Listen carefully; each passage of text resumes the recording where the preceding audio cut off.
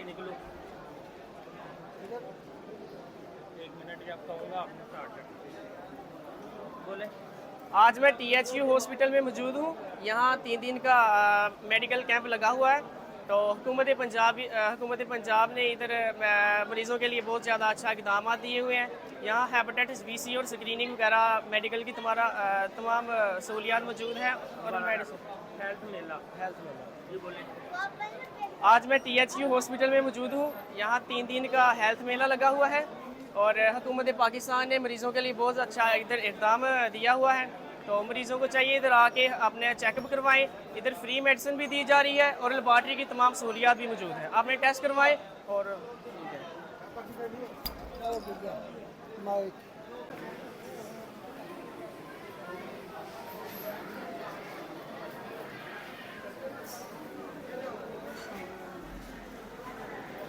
Video बना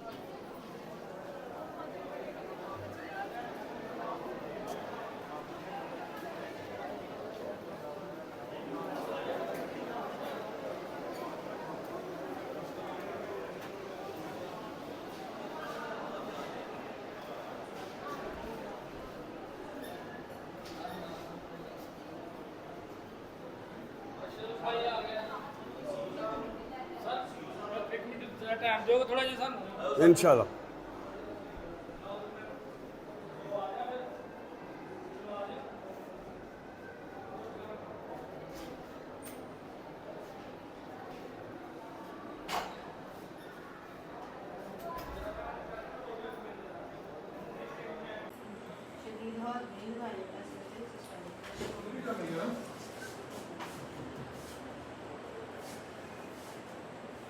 फिक्र कर वो वाला कर लो, वो बेहतर है।